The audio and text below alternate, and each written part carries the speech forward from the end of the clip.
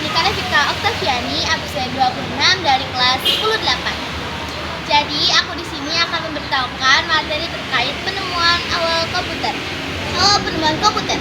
Sekitar 30 tahun setelah Pascal menemukan kalkulator otomatis, matematikawan Jerman bernama Gottfried Wilhelm Leibniz mengembangkan kalkulator sebelumnya dengan menambahkan sistem bilangan biner.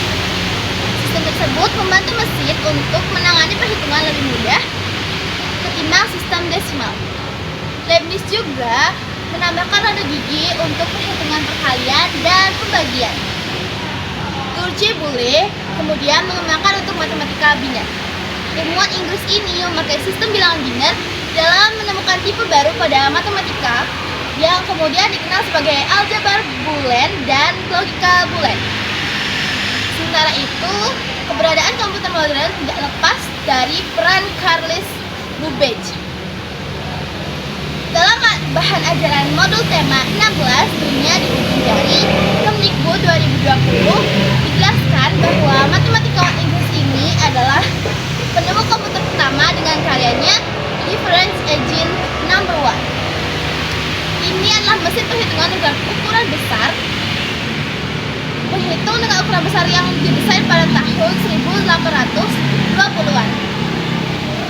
Alat ini adalah komputer mekanik yang mampu menjadi mesin penganalisa. Mesin ini adalah mesin pertama yang diprogram oleh manusia. Lalu, sebagai apresiasi atas karyanya, Babbage dinamakan sebagai Bapak Komputer. Sejarah perkembangan komputer hingga saat ini telah mengalami perluasan bentuk hingga menjadi portable seperti laptop dan memiliki kemampuan untuk digunakan sebagai berbagai tujuan dan fungsi. Baik, sekian materi dari saya. Materi selanjutnya akan diberikan oleh rekan saya. Terima kasih. Bye-bye. Perkenalkan, nama saya Nisha Karisma Putri, nomor absen 25 dari kelas 10-8. Pada kesempatan kali ini, saya akan memberikan materi sejarah tentang komputer, mulai dari generasi pertama. Ketika komputer digunakan dalam akademi dan militer pada tahun 1940 sampai dengan 1959. Seperti komputer Anatoly Baby dibuat pada tahun 1937 untuk menyelesaikan sistem persamaan linier dan komputer Colossus untuk memecahkan kode rahasia Jerman Nazi. Kemudian, ENIAC yang dibangun pada tahun 1949 menjadi komputer pertama untuk tujuan umum. Ketika komputernya dinyalakan untuk pertama kalinya, Philadelphia mengalami mati listrik. Komputer generasi ini menggunakan tabung vakum untuk menyimpan data dan ukurannya memakan satu ruangan. Om Swastiastu, perkenalkan, nama saya Koma Ayu Arianti, absen 20 kelas 10-8. Di sini saya akan menjelaskan tentang komputer generasi kedua pada tahun 1959 sampai 1665. Jadi pada tahun 1948, penemuan transitor sangat mempengaruhi perkembangan komputer. Transitor menggantikan tabung vakum di televisi, radio, dan komputer. Akibatnya, ukuran mesin-mesin elektrik berkurang drastis.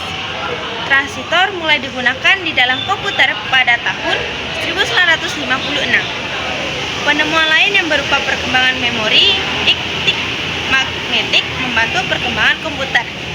Generasi kedua yang lebih kecil, lebih cepat, lebih dapat diandalkan dan lebih hemat energi dibanding para pendahulunya.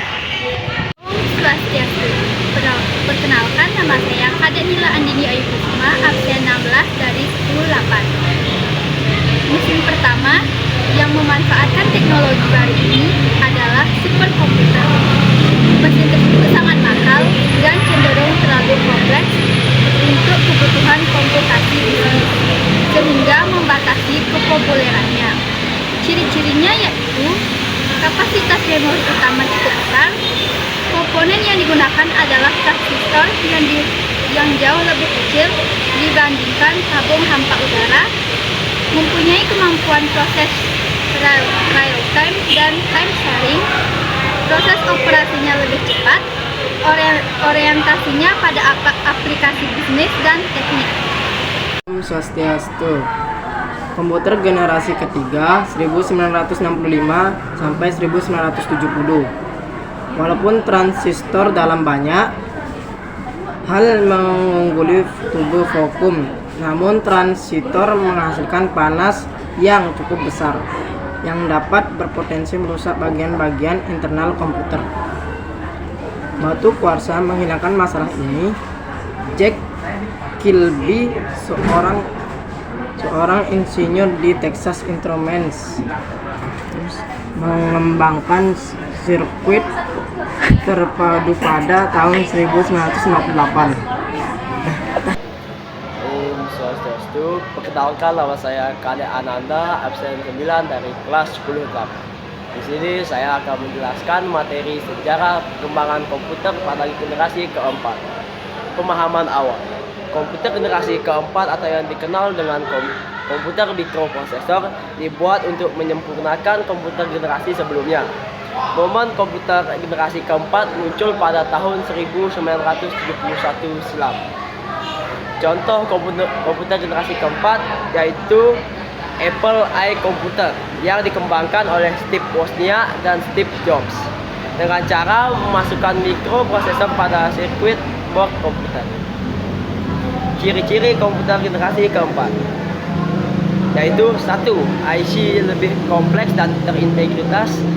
2. Menggunakan LSI yang merupakan pemadatan ribuan IC menjadi satu chip. Yang ketiga, dikembangkan VLSI yang dapat menampung hingga ratusan ribu IC.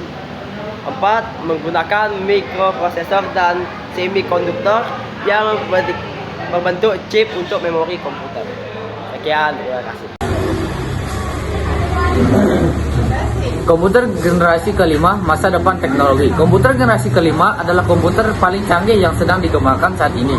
Bayangkan, komputer yang bisa berpikir, belajar, dan bahkan berkreasi seperti manusia. Itulah yang menjadi tujuan utama dari komputer generasi kelima.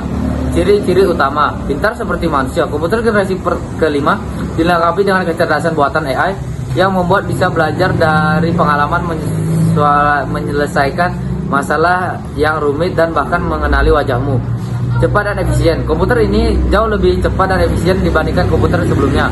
Mereka bisa menjalankan banyak tugas sekaligus tanpa lelah. Memahami bahasa manusia. Kamu bisa berbicara dengan komputer generasi kelima menggunakan bahasa sehari-hari, seperti yang kamu lakukan dengan temanmu. Mampu beradaptasi. Komputer ini bisa menyesuaikan diri dengan situasi yang berbeda-beda. Misalnya, jika kamu sering menggunakan aplikasi tertentu, komputer akan secara otomatis mengatur pengaturan agar lebih sesuai dengan preferensimu. Contoh komputer generasi kelima, asisten virtual pintar. Pernahkah kamu menggunakan Siri atau Google Assistant? Mereka adalah contoh asisten virtual yang bisa menjawab pertanyaanmu, mengatur alarm, atau bahkan menceritakan lelucon. Robot yang bisa belajar. Ada robot yang bisa belajar bermain catur atau bahkan menari. Robot-robot ini menggunakan kecerdasan buatan untuk meningkatkan kemampuannya. Mobil tanpa pengemudi. Mobil yang bisa berjalan sendiri tanpa perlu dikendalikan oleh manusia. Mobil ini menggunakan sensor dan kecerdasan buat untuk mendeteksi lingkungan sekitar dan membuat keputusan. Permainan video yang sangat realistis. Permainan video sekarang semakin nyata dengan karakter yang bisa bereaksi terhadap apa yang kamu lakukan. Mengapa komputer generasi kelima penting? Komputer generasi kelima akan mengubah banyak hal dalam kehidupan kita. Misal, memudahkan pekerjaan. Komputer bisa membantu kita mengerjakan tugas-tugas yang membosankan atau sulit seperti membersihkan rumah atau mengurus tanaman. Meningkatkan kesehatan. Komputer bisa membantu dokter mendiagnosis penyakit dan menemukan obat baru.